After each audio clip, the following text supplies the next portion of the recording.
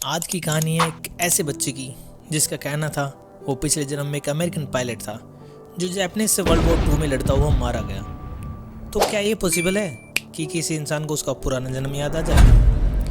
क्या कोई मर कर भी वापस आ सकता है? तो चलिए फिर एक हैरत अंगेज कहानी के साथ मैं आपका साथी नकाबपोश शुरू करते हैं आज का वीडियो।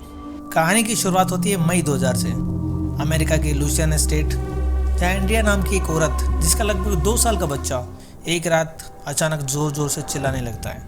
उसकी आवाज़ सुनकर एंड्रिया तुरंत उसे अपने गले से लगा लेती है और वो बच्चा धीरे धीरे चुप भी हो जाता है। वो सोचती है बच्चा कोई बुरा सपना देख रहा होगा, पर ये सपने उसे अक्सर आने लगे। जब वो धीरे धीरे बड़ा होने लगा तो उसके पेरेंट्स ने देखा जेम्स को दूसरों खिलौनों से ज़्यादा प्लेन्स में रुचि थी। वो बस प्लेन से ही खेलता। एक बार जब एंड्रिया उसे कुछ प्लेन्स की फोटो दिखा रही थी, Oh look, there's a bomb on the bottom of it. He said, "That's not a bomb, Mama. That's a drop tank."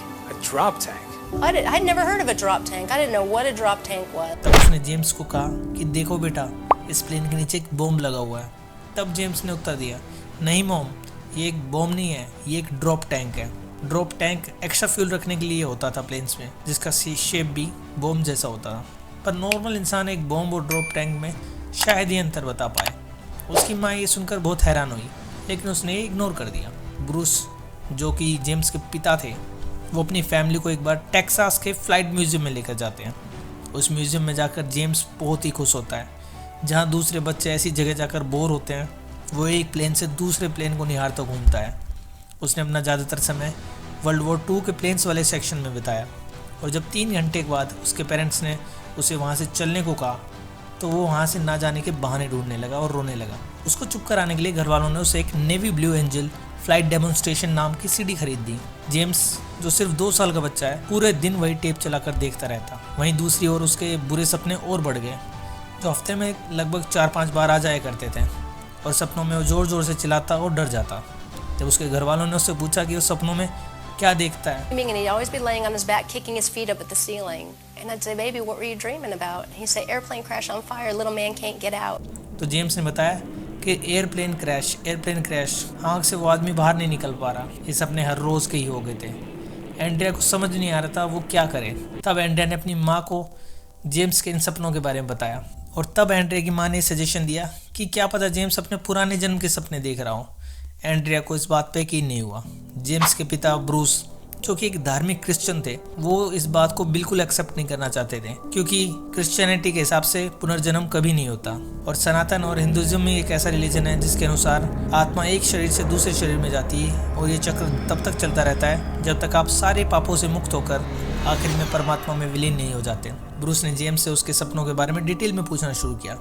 तब जेम्स ने बताया कि वो एक प्लेन में था जिसने एक पानी के जहाज से उड़ान भरी और उसे गोलियों से उड़ा दिया गया और वो क्रैश हो गया। जब उसके पिता ने पूछा कि किसने तुम्हारे प्लेन को गिराया, तो उसने कहा जापानीज।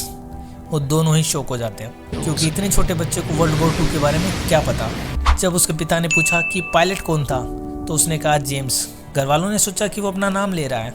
फिर ब्रूस ने पूछा कि वो कौन सा प्लेन उड़ा रहा था, तो उसने बताया कि वो एक कोर्सेयर उड़ा रहा था, और अक्सर उस प्लेन के टायरों में हवा नहीं रहती थी, इसलिए उड़ते समय वो इधर उधर हिलता डुलता था। किसी बच्चे के लिए इतना सब कुछ डिटेल में बताना बहुत ही अजीब बात थी।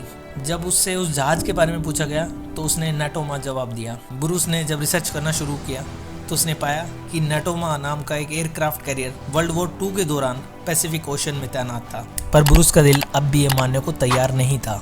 उसने सोचा ये कोई इत्तेफाक भी तो हो सकता है, पर कहानी और पेचीदा होती चली गई। जेम्स बहुत सारी ड्राइंग बनाया करता था, और नीचे अपने नाम के साथ वो 3 लिखा करता था, जेम्स 3। पूछने पर उसने बताया कि वो तीसरे नंबर का जेम्स है। वेस्टर्न कल्चर में पिता अक्सर अपने पुत्र का नाम अपने नाम पर ही रख देते हैं, इसलिए आपने नाम के पीछे अक्सर जूनियर देखा होगा, जैसे ब्रूस जूनियर। दिन बीतने लगे और कहानी और उलझने लगी। James GI. जो कैरेक्टर के साथ भी खेला करता था, जिसका नाम उसने लियोन, बेली और वल्टर रखा था। जब उससे पूछा गया तुमने यही नाम क्यों रखे, तो उस बच्चे ने बताया कि यही 3 लोग थे जो उसे स्वर्ग में मिले थे। उसके घर वालों ने उससे और इन्फॉर्मेशन निकालनी शुरू की। उसके और दोस्तों के बारे में पूछने पर उसने जैक लार्सन नाम के एक आदमी का नाम लिया। ब्रूस को बुक्स पढ़ने का बड़ा शौक भी था। एक बार वो एक बुक लाया जिसका नाम था द बैटल ऑफ इवो, जिसके पेज पर छपी एक तस्वीर को देखकर छोटे जेम्स ने कहा, पापा ये तो वही जगह है जहाँ मेरे प्लेन को गोली लगी थी। ये सुनकर उसके पिता भी भौचक्के रह गए।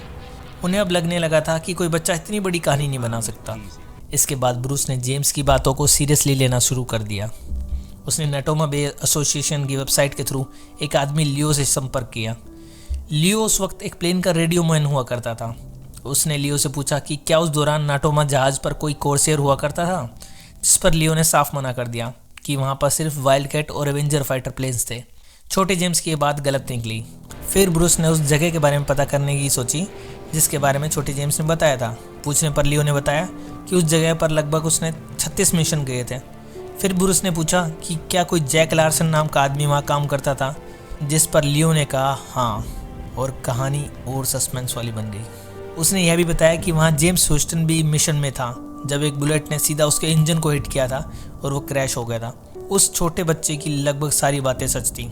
पता चला कि उस स्क्वाड्रन का बस एक वही पायलट था जो इवोजिमा वाले मिशन में मारा गया था, और वही था James M Houston junior. Bruce के रोंगटे खड़े हो गए, पर लियो को जैक लार्सन की कोई खबर नहीं थी।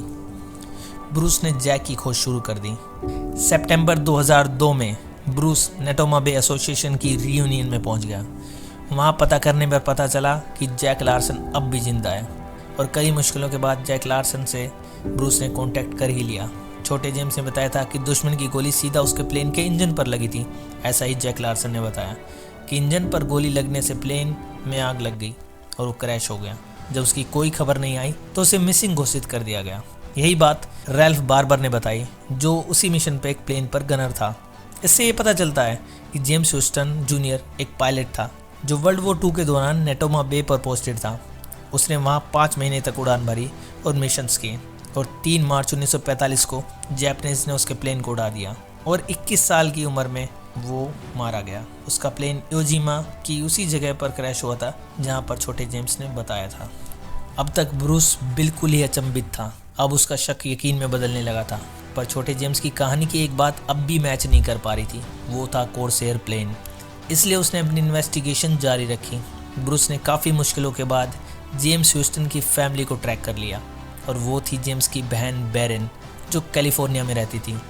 जब ब्रूस ने सारी कहानी बैरन को बताई तब वो बहुत ही चकित हुई। फिर उसने खुद फ़ोन पर छोटे जेम्स से बात करी, और इस बातचीत के दौरान कई ऐसी बातें सामने आई जो घर के बाहर वाले इंसान को शायद ही पता होगी। जैसे छोटे जेम्स को पता था कि उनकी एक और बहन है जिसका नाम है रूथ। वो यह भी जानता था रूथ एनी से 4 साल बड़ी थी, और वो एन को एनी बोला करता था। एनी ने कन्फर्म किया कि सिर्फ जेम्स ही उसे एनी बोला करता था। उसने एनी को यह भी बताया कि बचपन में उन्होंने एक आर्टिस्ट से मैचिंग पोर्ट्रेट बनवाई थी। उसे उस आर्टिस्ट डेरिल का नाम तक याद था।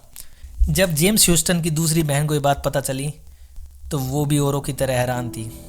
उसने छोटे जेम्स को एक पैकेज भेजा जिसमें उसके भाई की पुरानी चीज़ें थी। जब उन्होंने पैकेज को खोला तो उसमें सबसे पहले सामने आने वाली तस्वीर थी जेम्स ह्यूस्टन की, जो एक कोर्सेयर प्लेन के साथ खड़ा था। वो उसका फेवरेट प्लेन था, उसी से उसने प्लेन उड़ाना सीखा था। नेटोमा बे के रिटायर्ड फौजियों से पूछताछ करने पर पता चला जिन जीआईजीओ के खिलौनों के उसने नाम रख रखे थे वो एक्चुअल में असली इंसान थे जो उसके साथ कभी ड्यूटी पर थे। ब्रूस इन सब में इतना इन्वॉल्व हो चुका था कि उसने टेक्सास में नेटोमा बे मेमोरियल बना दिया, जिसके इनॉग्रेशन में कई फौजियों ने भाग लिया। इसी इनॉग्रेशन में बॉब ग्रीनलॉफ नाम का एक आदमी भी आया था जिसने कभी जेम्स ह्यूस्टन के साथ काम भी किया था। अब तक छोटा जेम्स भी बड़ा हो चुका था, और यहीं छोटे जेम्स ने बॉब से मिले बिना ही गैस कर लिया कि बॉब ग्रीनलॉफ है। उसका कहना था उसने उसकी आवाज़ से उसे पहचाना क्योंकि सारे फौजी अब बूढ़े हो चुके थे। उसके माता पिता ने जेम्स ह्यूस्टन की आत्मा शांति के लिए एक छोटी सी मेमोरियल सर्विस भी की। वो उसी जगह गए जहाँ जेम्स ह्यूस्टन का प्लेन क्रैश हुआ था, जिसे देखकर छोटा जेम्स काफ़ी भावुक हो गया। जेम्स लेनिंजर अब काफ़ी बड़ा हो चुका है और उसका कहना है कि वो बुरे सपने अब उसे नहीं आते, और आप देख सकते हैं उसकी शक्ल पुराने जेम्स से काफ़ी मिलती भी है। तो कैसी लगी आपको कहानी, हमें कमेंट्स में ज़रूर बताइएगा। ये थी जेम्स ह्यूस्टन की एक पुनर्जन्म की कहानी, जिस पर नेटफ्लिक्स ने एक डॉक्यूमेंट्री भी बनाई है। आप जाकर उसे चेकआउट भी कर सकते हैं। और फिर एक नई हैरत अंगेज़ कहानी के साथ मिलेंगे। मैं आपका साथी नकाब पोश। जय हिंद। तब तक चैनल को सब्सक्राइब कर दीजिएगा अगर आपका मन करे तो। अलविदा।